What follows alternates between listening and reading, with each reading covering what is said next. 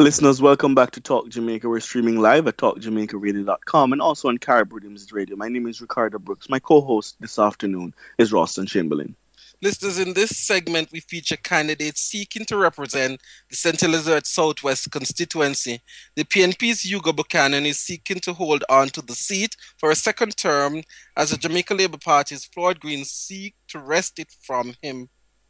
But first, here's Talk Jamaica producer Volin Barrett with a look at the constituency and the voting patterns. This is On the Ballot at Talk Jamaica Radio pre-election feature.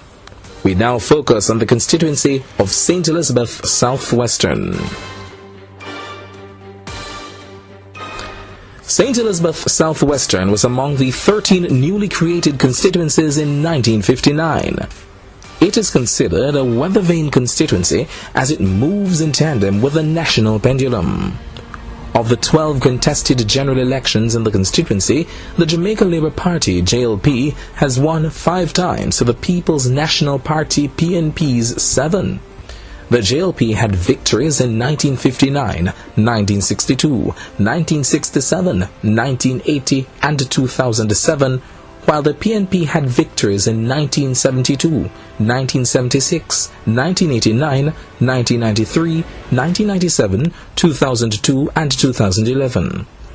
The first Member of Parliament was Charles D. Wright of the JLP, who defeated E.V. Allen of the PNP 4,398 to 4,392 votes, a margin of 6. Wright served 3 consecutive terms before losing to the PNP's Melford Brown in 1972.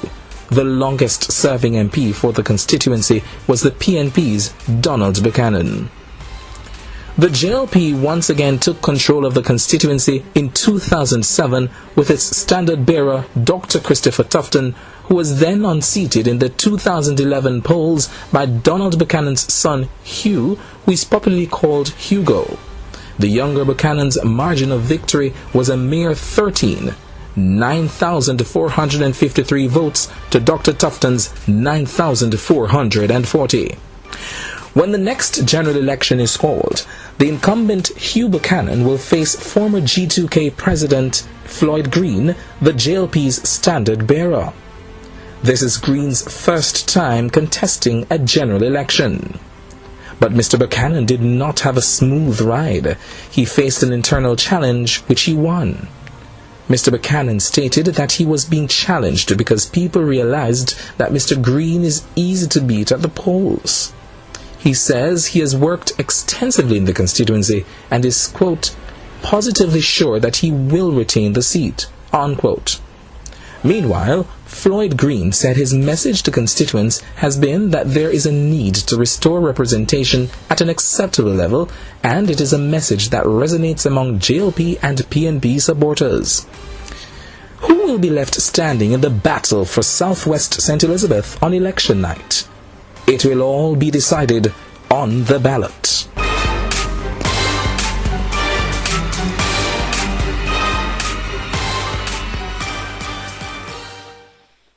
Thank you, Volney. Listeners, we now welcome the incumbent Member of Parliament for St. Elizabeth Southwest, PNP's candidate, Hugh Buchanan. Good afternoon, Mr. Buchanan. Good afternoon. Thank you for having me. And I would like to applaud you on that feature that was put together. I think it was well done, the history of the constituency and what has taken place up until today.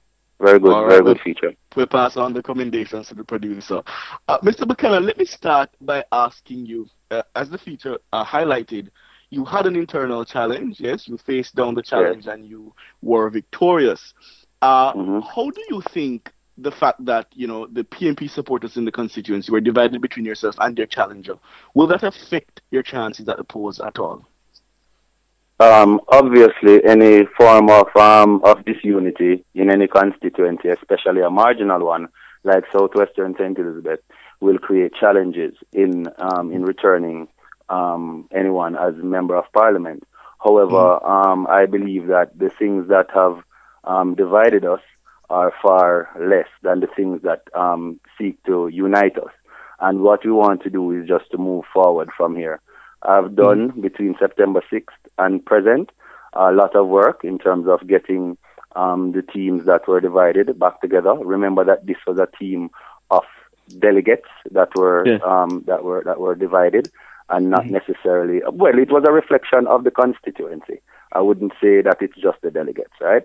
But we are working together now and we have always been working together. But people from time to time have their reasons why they would want someone else to part of the process. We're a democratic party, and I think it's quite interesting too that of the several challenges that have taken place right across the country, that I am probably the only one who has come out victorious. It says something about my organization, the team that I work with, and our ability to pull ourselves together and go forward for a general election. You would have remembered that in the case of Southeast St. Lydia Richards had pulled out, but in all other cases, the members of parliament have either not been able to contest the internal selections. So I believe that is a positive thing that has come out for us in Southwest St. Elizabeth, the fact that I'm still going forward. I believe that it has shown strength, and the people in the constituency have said the same to me. We have a very good team, persons who weren't involved in the selection process, right? They don't like internal elections because they think that sometimes they're very bitter, and they would only come around when after an internal race. Those persons have already come in, and we're starting to see the benefits of that already. What I'm planning to campaign on are my achievements for the term that I have served. When you look at the amount, yes. Oh, go ahead. I was going to ask if you could prioritize the top 5 achievements that you would have enacted. How would you list them? Okay, well, the very last one, the road, $99.7 million, the road that is going to be rehabilitated fully. That is a major project. The completion of the Black River Market, which was demolished in 2011, and we have only had $36 million already put down to the building of the market, but it ended up costing us about $90 million. So between myself and Mayor Fisher, we had to fight hard with the Ministry of Local Government, the Tourism Enhancement Fund, etc., to get the funds to complete the market. That was good.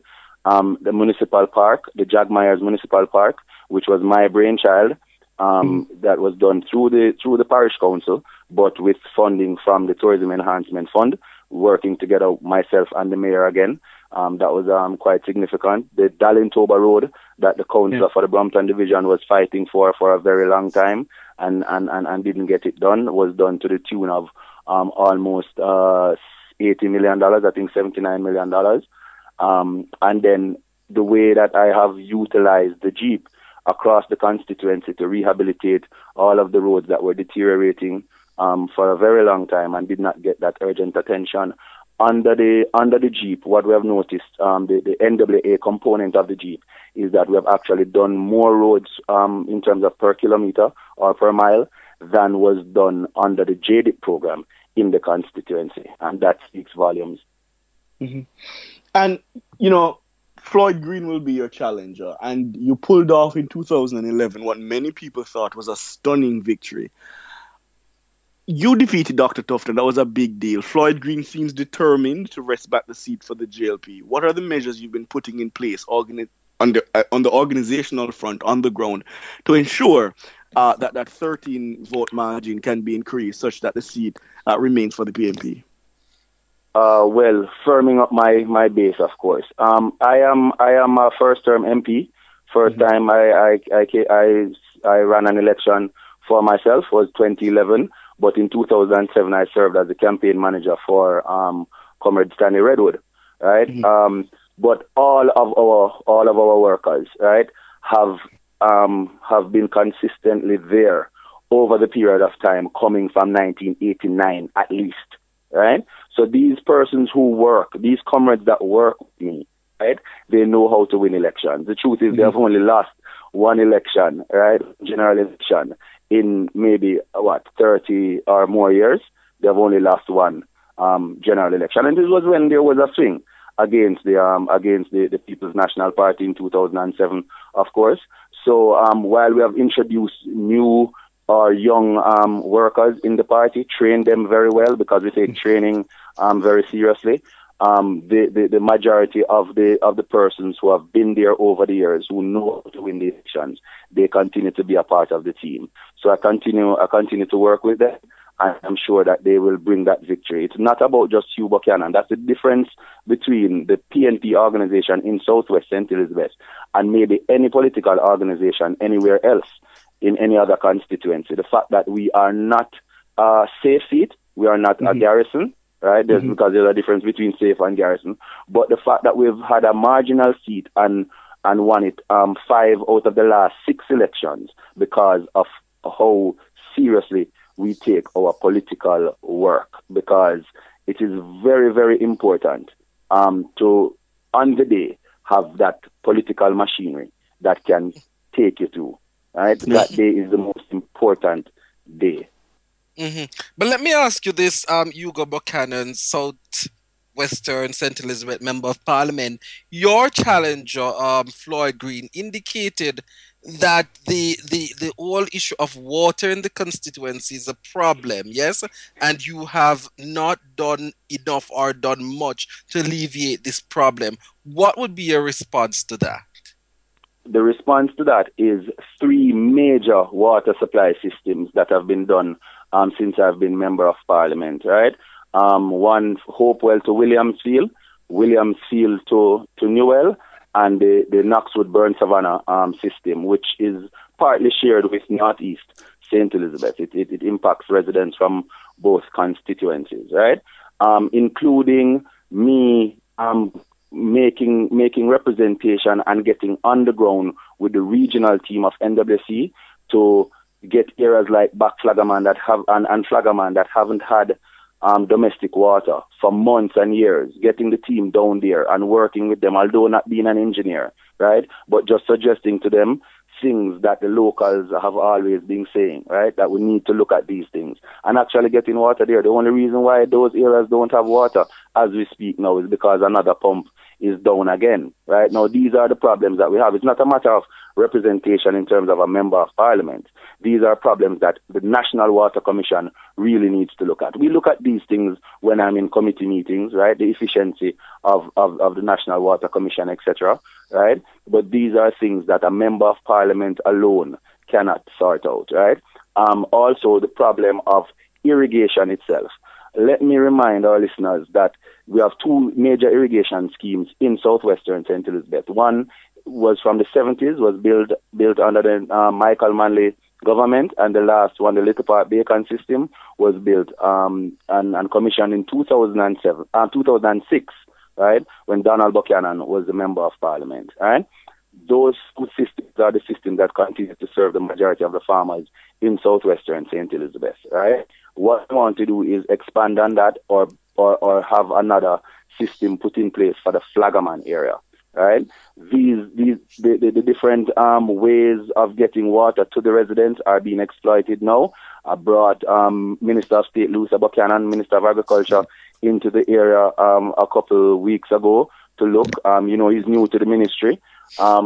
Minister Kelly has decided that he wants to launch another agro park in the existing irrigation areas in Southwestern St. Elizabeth. Something that I've been fighting for is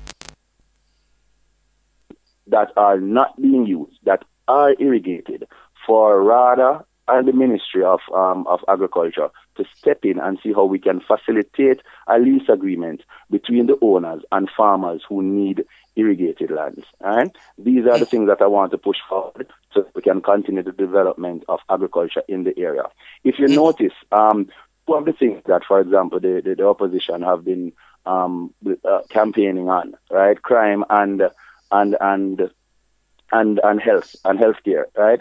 Crime, for example, has been very low in my constituency, right? This is because the youth have agriculture, where if they step out of high school and they are not readily engage, if they don't go on to the tertiary institution, they have something that they can start and put their hands to before they, can accumulate the amount of money necessary to go on to tertiary institutions. So that has allowed our crime level to stay very low.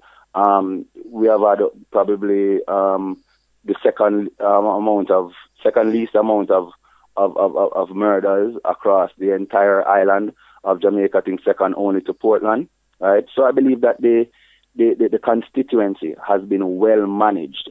Whilst there are problems, I would agree, right? But all of the problems, there are ways that the Member of Parliament, myself, the council, the parish council, I want the Lord Mayor Fisher for his work as a mayor. I believe he's doing an excellent job. I'm looking forward to continue to work with him in the constituency of Southwestern St. Elizabeth.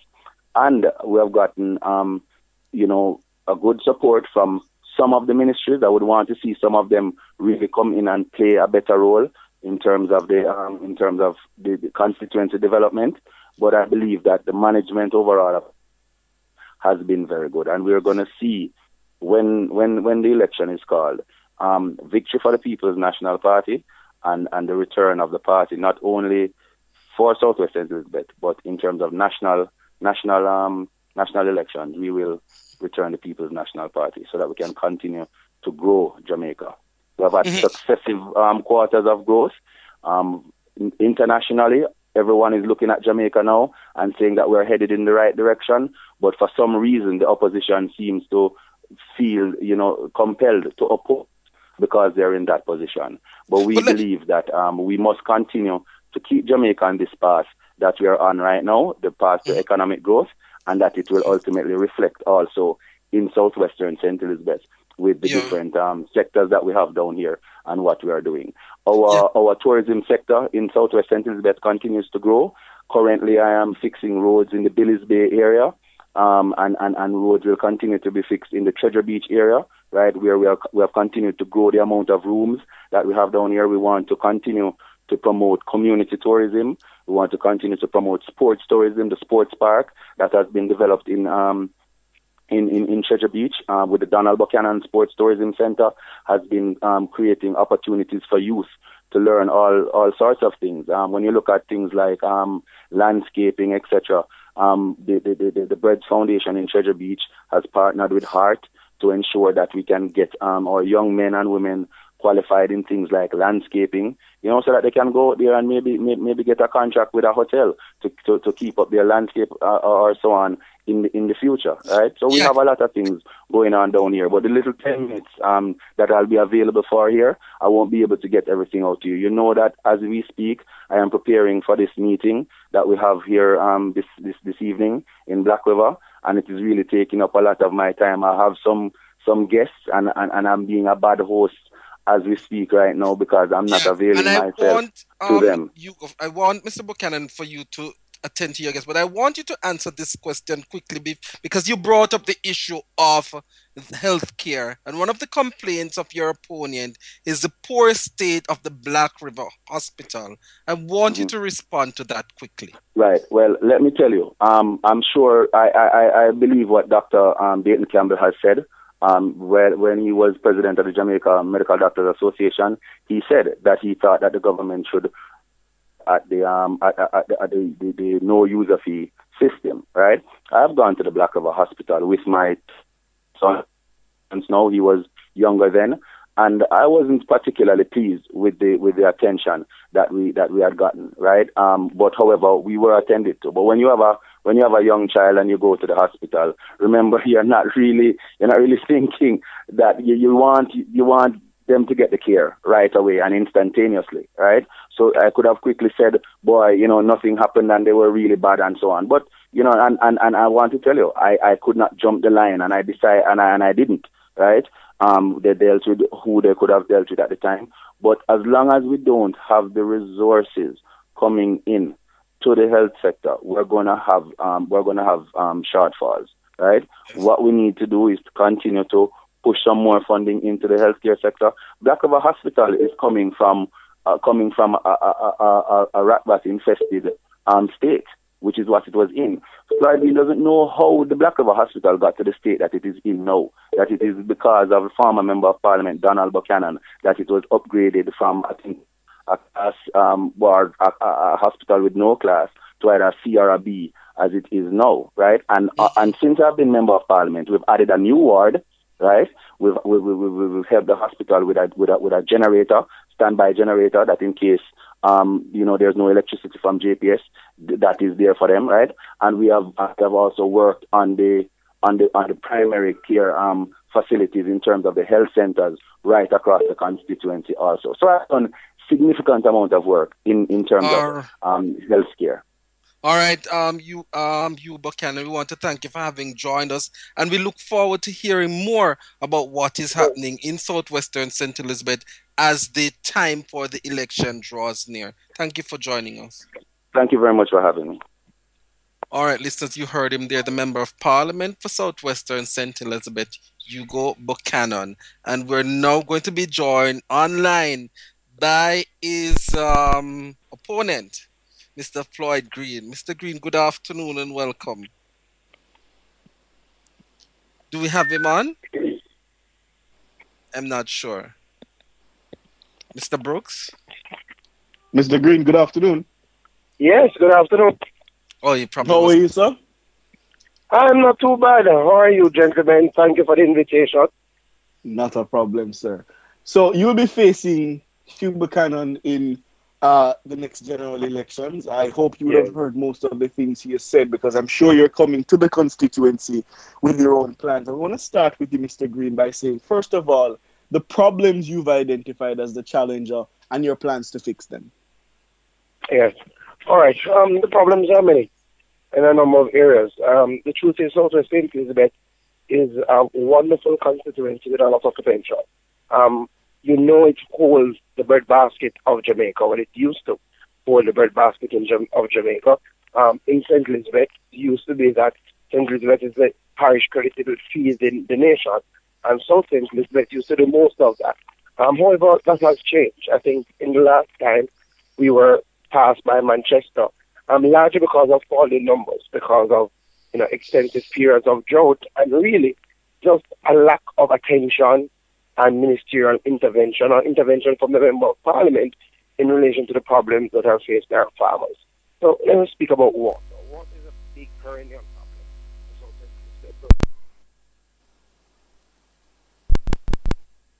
problem. Flagaman, which is the biggest farming community in the entire Jamaica, having 444 registered farmers, actually has no irrigated supply of water. Mm-hmm. So what happened during the time of the drought is that, one, they had no access to water, and two, you can imagine what they had to pay to truck water to their fields. And as such, a lot of them, their crops died, and they were not able, and are still not able, to replant. What did we do while we were there as the Jamaica Labour Party? Of course, the drought isn't anything new. During that time, we had a black tank program where the Member of Parliament at the time, with the Ministry of Agriculture and the Ministry of Water, provided some tanks to the farmers and would provide them with water supply, so that at least they would keep their crops in the field. That has not been continued by this Member of Parliament, and you cannot identify actually one program that was implemented, whether to help the farmers through drought mitigation or to help them to replant. And that is a big, big issue. So one of my main priorities will be bringing water to the plains of Flagaman. Clearly, how we will do this, it will take political will. There are a number of plans that have been outlined. I think the one that I have looked at that has the most appeal to me is channeling water from the Black River to the mountains and feeding it down into the plain. Clearly, it will take resources, but it's something that we'll have to prioritize. And when I had my community meeting with the residents of Back Flagaman, I said to them, we will have to talk as a community. It might mean that we have to put other projects on hold, but I am sure that if we can get Southwest to increase its production, if we can get our farmers to plant again, crops to grow again, then clearly help them, providing them with markets, and that's going to make money. Then money will circulate, and we will do better as a consequence. I'm also looking at a plan for desalination, which is really taking water from the sea, because a lot of these communities are next to the sea. One time it used to be prohibitive in relation to cost, but but no, they're smaller units. So one of the priorities will be bringing it. The other priority will have to be ensuring that Southwest St. Elizabeth becomes the agro-processing mecca of Jamaica. I have gone through to tell you that we plant almost everything you can think about in Southwest St. Elizabeth. You both know now it's the time of value added. They have to move from being primary producers to adding something. That is where money really is. And when I say the Labour Party already outlined the model. We did it in 4 years.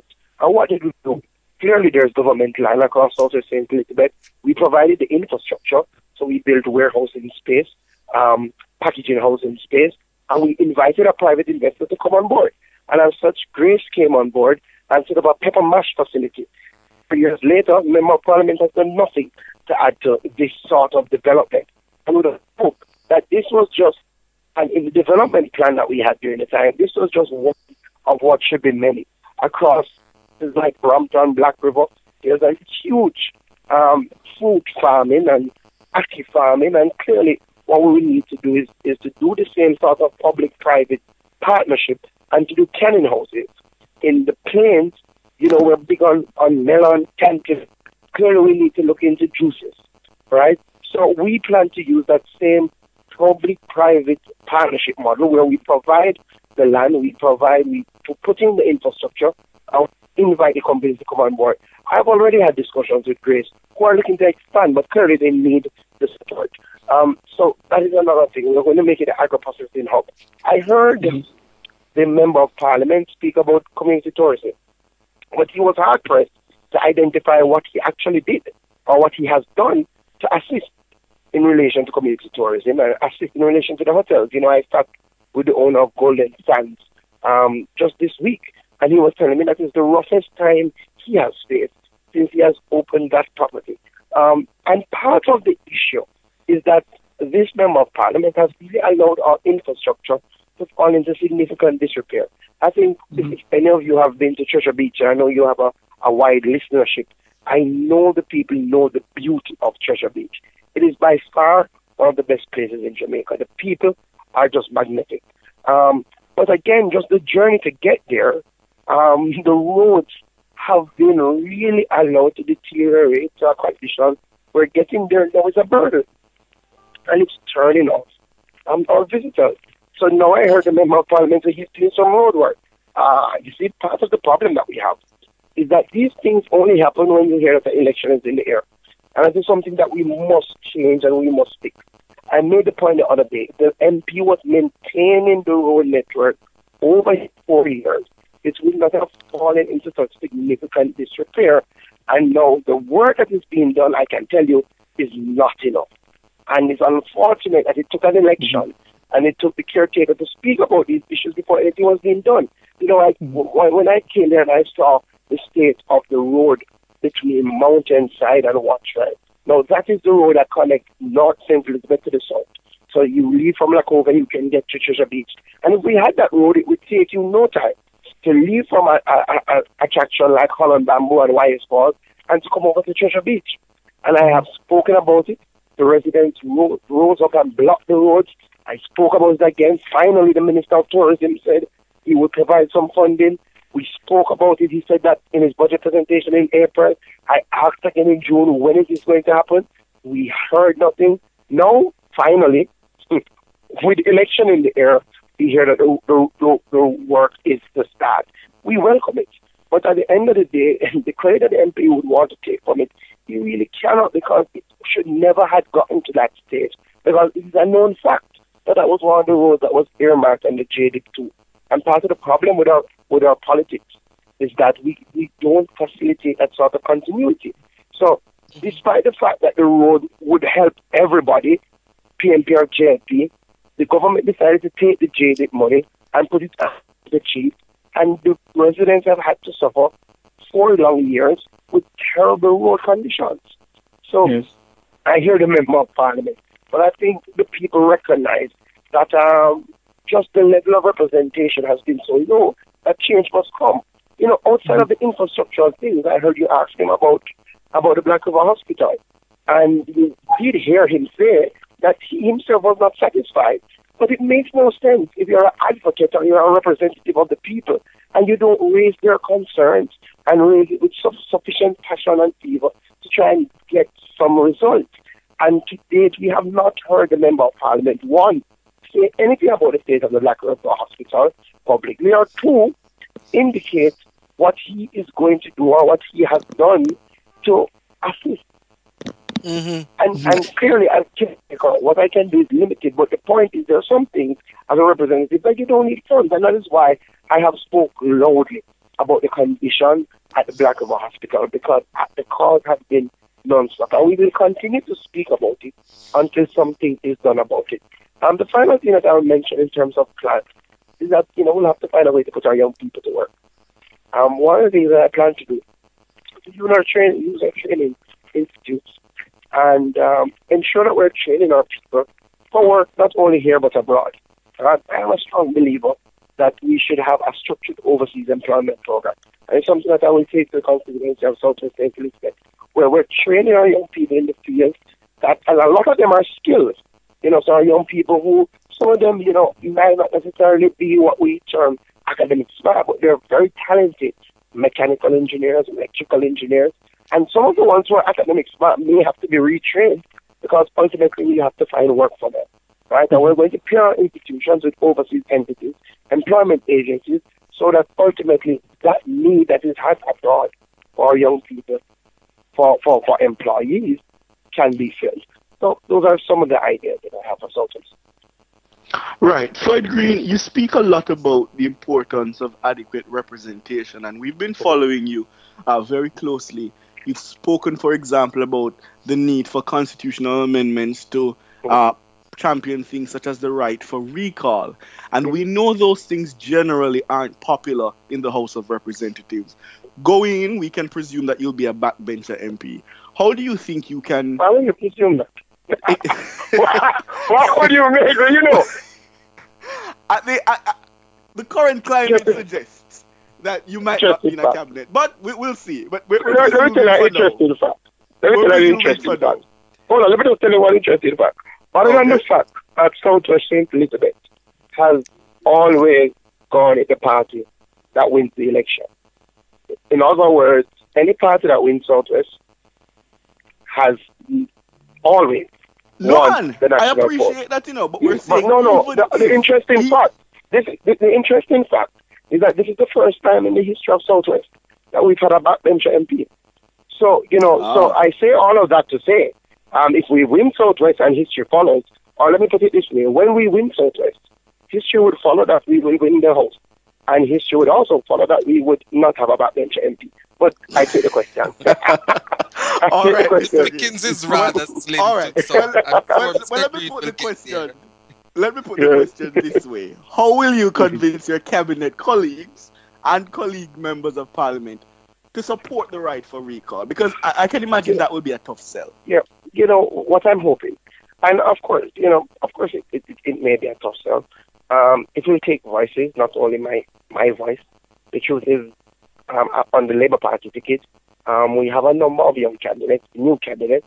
Some of them have come up through G2K, and I know that we share those ideas. And these are things that I hope all of us are successful, because then you'll have a chorus in the House. But more importantly, we need a chorus outside of the House, and I will need a chorus outside of the House, whether I'm a minister or not, or a minister of state or not, or whether I'm a backbench MP, if I don't have a difficulty. The reality is that we will need voices like yourself and shows like this to make it a priority. Oftentimes I get the impression that it's not a priority of government, right? It is a priority for me, because I believe that we need a change in mindset. We need a change in the people who put themselves forward for politics. We also need a change in the system. And I believe those changes are held around something like right to recall.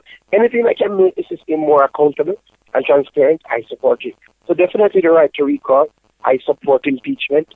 I support a fixed election date.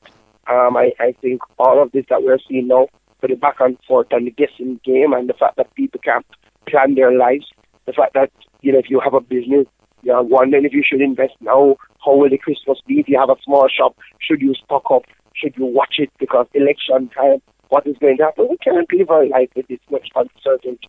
So I believe we should have a fixed election date, right? So, it won't be easy, I will not tell you, but if you've recognized, I have consistently brought the message not only in places like this, but I bring that message on my political platform. Because the truth is, I believe that the people want more responsive government. One of the biggest things I see is just people are just so apathetic because they believe that things won't change. They believe that politicians will come, they will come around election time, they will win, then they will wind up in class, drive fast, they can't talk to them. The same one them that used to friend you up, they can't approach them with that issue, and they believe that because that has happened time and time again, it will continue to happen. And the only way I think we can get them to change that belief is if we give power in a real sense back to the people.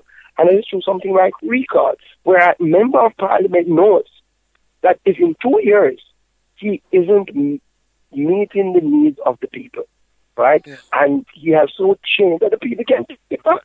That the people can take it back clearly. You will have to put in structures to ensure it's not abused. And if you recognize Trinidad has passed a bill in relation to the right to recall. And so it's not something that will be simple, that political parties can manipulate. You would need definitely a majority that calls for both political sides would have to work together to get rid of a member of parliament. But it should be that the people have the power, as they have the power to elect, they have the power to take out of office, even before the time is complete. But let me ask you this, Floyd, because I hear all the plans that you have for Southwest St. Elizabeth, and the ordinary man on the street, will hear these plans. But what do you say to the man who wants the help now, who doesn't want to hear about a pipe dream? He wants to have something now, and he's waiting for that handout. You are seen as a person who comes with a difference to the politics. How would you handle that? But part of it has to be a constant communication to allow people to understand what is really the role of a member of parliament. I have long advocated for a job description, a job description being put forward for a member of parliament. That has not yet happened, but it's something that when I get to the House of Parliament, I want to champion as well. Because ultimately, I think people should know what to expect from their member of parliament, what the member of parliament can and cannot do. Ultimately, you have to have that discussion with the people to say to them, listen, and I'm having that discussion now. Some people come and they want assistance. What you try to do is to channel them into areas that they can get assistance, because there are areas in our state that are really established for that sort of assistance. And the first thing I do for people who, are having difficulty financially is to ask them about the PASS program. And I say that, and I'm proud to say, we really will have to revamp how we analyze and quantify the people that have real needs in this country in relation to PASS.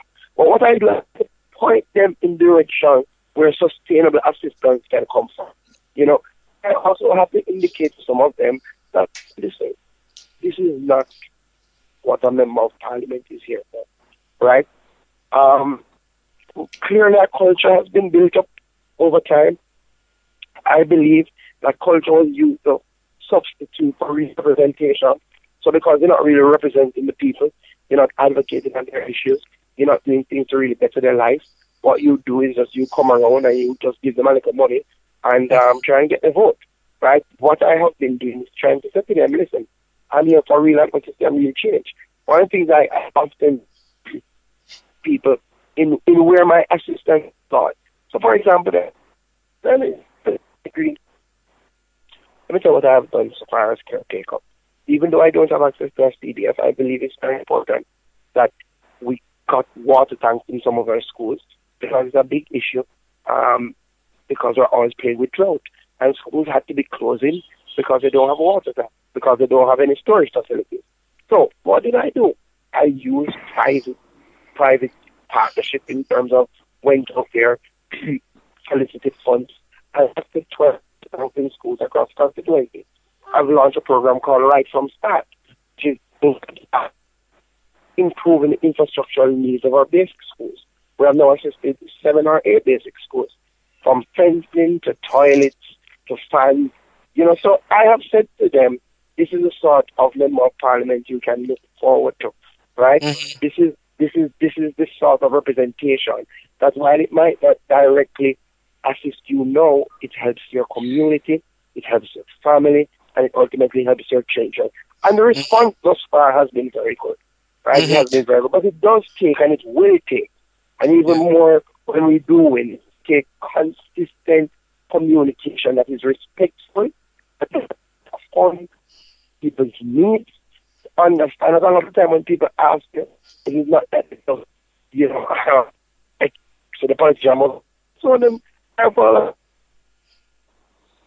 in a very difficult situation.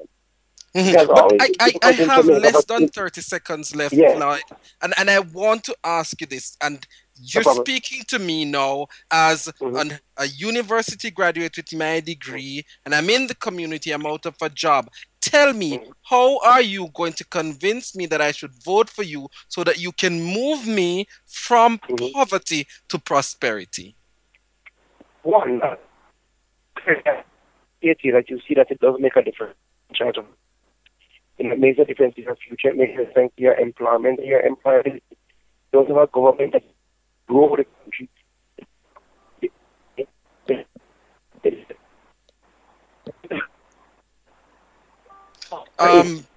Floyd, we're having a little bit of a challenge hearing you. You're breaking up.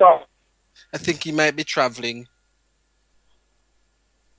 Alright, I think we might have lost him, Ricardo. He must have been on his way to that meeting in Montego Bay.